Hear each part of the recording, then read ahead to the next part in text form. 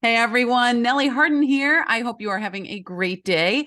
I want to ask you something. Have you ever hoped and tried to give your child the best of you, but there just wasn't anything in the tank, right? You weren't being at the best self. And so you were just like, I can't even. And then, things escalate and there's a pretty steep spiral after that, right? So today I want to give you three things that are practical and you can use them right away to make sure that your kids are getting the best of you, even if you are not at the best of you. And these are going to be not the fake it till you make it. They are not going to be the put a mask on and just endure it. Real things for real life. So before we get started, I'm Nellie Harden. If we have not met yet, it's wonderful to meet you. I would love for you to give a thumbs up and subscribe. What this is all about is if you want to raise your daughters to have a strong foundation of worth, value, and confidence, that's exactly what we are all about here in the 6570 Family Project. So if that's you, be sure to give a thumbs up and subscribe and share with other people that you know that have daughters too. So make sure the first order of business I want you to just think about and ponder is I want you to make sure what you are doing is something that you actually want them to follow.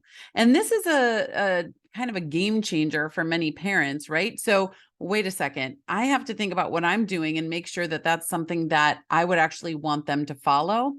Yes, because they're always watching and they're always learning from you. So make sure that what you are doing is something that they want to follow. Now, as a couple, as a married couple, this is a conversation that you'll have to have pretty regularly and make sure to just keep yourselves in check, right?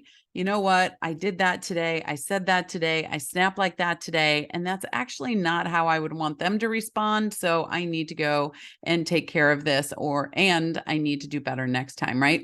And having these conversations with a spouse or with another family member can be really hard sometimes. And so make sure to take a look at the 5 C's of courageous conversations. I'll link that down below. And so you know how to approach and how to have a courageous conversation that actually gets you somewhere and comes out with clarity at the end so everyone knows the next steps and what will happen next time. So again, I'll put that one down below. Make sure you take a look at that. So what are these three things? Well, number one, I want you to ask, like we talked about, is what I'm doing worth following? So how can we do that? How can we set ourselves up for success or redeem anything that happened that might not have been so successful? Remember, failure is on your way to success all the time. So these are some things. Number one, set up a success in your own time in the morning every morning. I want you to have a morning routine. I don't care what time your kids wake up. I was just speaking with a dad this past weekend. His son wakes up at 5:30 every day, which my kids, it was always 8 o'clock. Like 8 o'clock is when it is morning time and you can come out. Now that they're teenagers, 8 o'clock is like, I'll have stretched a little further. But when they were younger, sometimes they would get up earlier, but it was in room, stay in your room, occupy yourself, read a book, look at books if they were too young to read. But 8 o'clock is when you could come out. Now you could do that, or maybe you just want to free range it and they get up when they get up, but there's usually a general time. That's up to you. And there's different, pros and cons to both of those. But what I'm talking about here is you. You as a parent need some time in the morning to establish your day, to get your own thoughts in order before someone else's own thoughts and agendas and schedules and needs and wants are really right there in your face. So you need something. So that dad that I was talking about, his son wakes up, his 10-year-old son wakes up at about 5:30 in the morning. He wakes up at 4:30 in the morning in order to do that, which then of course means he needs to go to bed earlier as an adult. And it can shift the schedules. He said that when I'm sitting there and we go out to eat with friends, it's like 7:30 and I'm like, drowsing off because that's usually about my bedtime. But he's made that choice in order to set up that buffer room in the morning. This is when I can think. This is when I can move. This is when I can write, when I can journal, when I can read, whatever that looks like to you. What is it going to be in your day that sets you up for success? And him, just like myself, if I don't have that time, then my whole day is out of flux. And it is just, I feel like I'm grabbing for the survival ring everywhere I'm going because I haven't had that established time to just set within myself. So that is the first thing right there. And then number two is apologize when needed and actually be genuine about it. None of this, oh, so sorry, right? None of that. That is just ties in with sarcasm, and sarcasm means tearing a flesh. No one wants to do that. Doesn't feel good to do or to receive. So apologizing. So this is when maybe you weren't at your best, you snapped, you said something you shouldn't have, that you regret or have shame about. You have just addressed something in a way that maybe wasn't the best way to approach that. It was just the first thing that came into your mind, right? So then you redeem the situation by going and apologizing and being very sincere. Look, I'm so sorry that I said that earlier. I realize now that probably wasn't the best choice on my part. And are you okay? How did you feel about that? Just know that I'm really sorry. And this is maybe what I should have said, and see what happens from that conversation. Okay. Still following those 5 C's of a courageous conversation. And then number 3 is have accountability together in places of struggle. This can be such a growth opportunity for parents and kids. Maybe the adult has trouble springing to anger real quick. And so if the adult knows that and can go to their teen or tween, or even their younger child and say, you know what? I am just made that I can get angry really fast. And that's not what I want to be. And that's not how I want to be your parent either. So, do you think you could help me with that? Do you think that you could, if you start seeing some things, or I'm going to tell you some things that are triggers for me, can we work together in order to better this situation? And maybe your kid, you've noticed, has, because they're watching you, right? They jump to anger real quick sometimes too. So ask, how do you feel about that? Do you jump to anger real quick? Well, what are some of your triggers? So share that. And then have accountability toward one another. Then you're building that team mentality.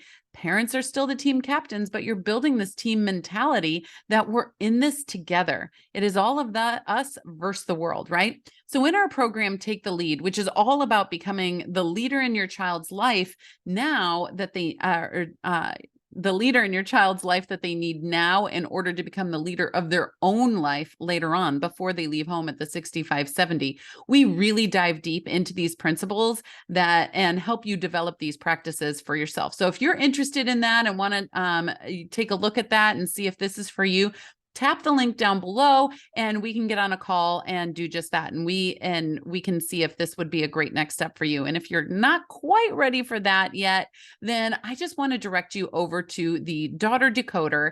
And that is an absolutely free gift from me to you, but kind of walks you through this map that you can have in your parenting experience that, quite frankly, is priceless, because we all need to know where we're going so that we can figure out where we are today.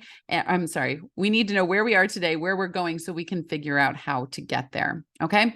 So I want to just dive in for a second about this danger zone. Okay. What we've been talking about. How can we be the best for them when we're not feeling the best for ourselves? Well, the danger zone is when you get this, and I'm chuckling a little bit because I know that you have felt this way too. This quote unquote, I don't have to be blank. I'm the parent, right? I don't have to be calm. I'm the parent. I don't have to be kind. I'm the parent. I don't have to be nice. I'm the parent, right?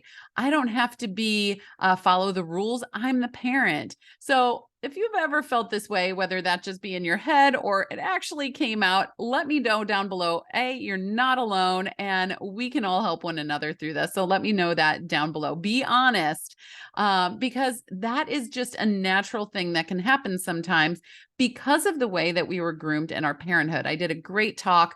It was a live talk over the weekend about the history of parenting and how we have filled in the gaps as generations have gone on. And this is one of those gaps that that gets filled because our parents were not the apologetic type. Typically, everyone is different, but in a lot of ways, our parents were not in the apologizing or apathetic or empathetic generation. And so they just kind of let us run wild and free sometimes. And then now we tend to, as parents that are raising teens and tweens today, this is an easy hole that our foot can slip into. I don't have to be a blank. I'm the parent, right? So let me just put it to you this way. Even if they do quiet down, let's just say I don't have to be quiet. I'm the parent, right? You have to be quiet. I don't have to be quiet. So even if they do quiet down, what have you actually just told them, right? You have told them they are not worthy of your best. You've told them they are not worthy of your time and your ear to listen to them. And you have also given them a license to do this in the next generation when they get their, parent pass, right? So you've said you're ingraining in them, you can't do this now because you're a kid, but when you're a parent, you can do this. And then we're just propagating this generational cycles that keep going, right? So that is just a danger zone to kind of keep in your head of, oh, when I am here, I know that I need to go back and do one of those three things, right? Set up my morning routine, make sure I'm getting it, apologize when needed, and have accountability in that with your struggles. So a good tip for this is I grew up with TV and movies, and we watched them as a family as well.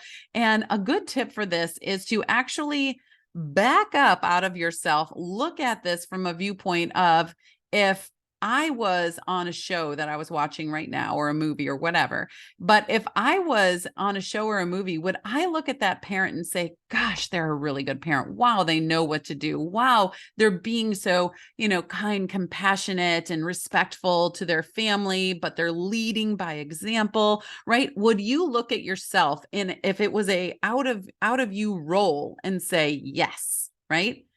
It's a good tip to always keep in mind.